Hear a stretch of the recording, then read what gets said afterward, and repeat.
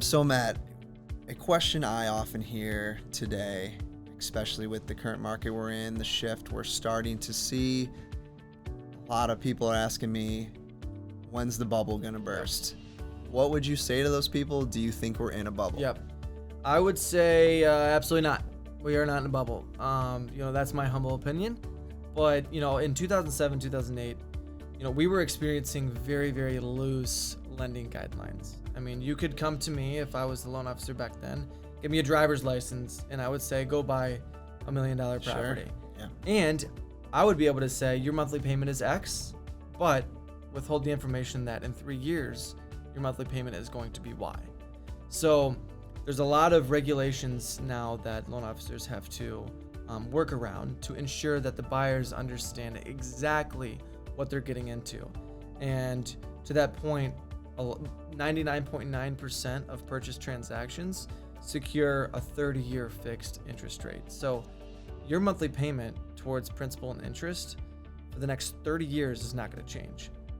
Much different than what was experienced in 2007, 2008. To that point and how that affects the conversation on the bubble, there's not going to be a bubble because in 2007, 2008, there was payment shock. Everyone was starting to sell their properties. I mean, half the population pretty much had to sell their homes because they were under. That's not going to be the case. Everyone can pretty much afford their home payment right now.